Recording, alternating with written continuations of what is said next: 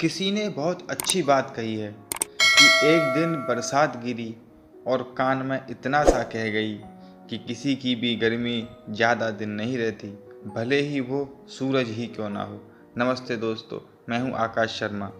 एक बार एक लड़का नौकरी की तलाश में गांव से शहर में आता है। वह सरकारी नौकरियों की तैयारी कर रहा होता है, एग्ज़ाम दे रहा होता है, इंटरव्यू दे रहा होता है, लेकिन समय ख़राब चल रहा था। कहीं नौकरी नहीं मिल रही थी। बहुत प्रयास कर रहा था वो नौकरी के लिए, लेकिन नौकरी कहीं पर भी नहीं मिल पा रही थी। एक दिन उसको एक इंटरव्यू देने दूसरे शहर जाना था। शहर जाने के लिए पैसे नहीं थे। दोस्तों से पैसे पहले ही बहुत मांग चुका था, अब दोबारा मांगता तो शर्म आती मांगने में। कहीं से कोई मदद नहीं मिल रही थी। फिर वो बस स्टैंड की तरफ गया। उसने सोचा बस स्टैंड जाऊंगा तो वहाँ हो सकता है कोई जान पहचान का आदमी मिल जाए जो मुझे लिफ्ट दे दे, वहाँ तक छोड़ दे। पर उस दिन दुर्भाग्यवश उसे कोई भी जान पहचान का व्यक्ति वहाँ नहीं मिला जो उसको लिफ्ट दे दे। बस स्टैंड से बस आ रही थी, जा रही थी, वो देख रहा था, लेकिन बस में चढ़ने के लिए तो पैसे चाहिए टिकट के लिए। तभी उसे पास में एक मंदिर दिखाई देता है और उसके दिमाग में आता है कि चलो भगवान से पूछ ही लेते हैं कि उन्हें क्या चाहिए, मतलब उसको हमसे क्या चाहिए जो इतना परेशान कर रहे हैं, पैसे नहीं है जाने के लिए। इतने में वो मंदिर के पास जाता है और वहाँ देखता है कि मंदिर के बराबर में एक फ़कीर बैठा हुआ था। उसका एक कटोरा रखा हुआ था, उसमें बहुत सारे पैसे थे। वो भगवान से कहता है, भगवान देखो, जिसको पैसे की ज़रूरत नहीं है उसको इतने सारे पैसे दे रखे हैं आपने, और जिससे ज़रूरत है उसे कुछ नहीं दे रखा। इतने में वो फ़कीर कुछ सुन लेता है बात, तो समझ में कुछ बात आती है। उसकी पूछता है कि क्या परेशानी है, तुम क्या बात है, मैं तुम्हारी कुछ मदद करूँ।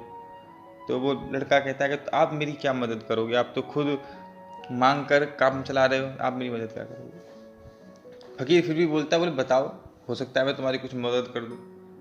लड़का बताता है उसको कि मेरा आज इंटरव्यू है और मुझे जाना है और मेरे पास पैसे नहीं हैं। तो फ़कीर कहता है ठीक है, मैं तुम्हारी मदद कर दूंगा। बोले मुझे ज़्यादा पैसे की ज़रूरत नहीं होती है, बोले मुझे तो कुछ दवाइयाँ लेनी होती हैं और 2 वक्त की रोटी के लिए, और बाकी जो पैसे बचते हैं मेरे पास में वो मैं बाकी दान पात्र में डाल देता हूँ अंदर जाके। लड़का राजी हो जाता है, वो ठीक है। और फ़कीर पूछता है तुम्हें कितने पैसे चाहिए, तो वो बताता है कम से कम 500 रुपये चाहिए। फ़कीर उसको पैसे दे देता है और लड़का इंटरव्यू देने जाता है। और खुशी की बात ये होती है कि उस दिन उस लड़के को नौकरी मिल जाती है।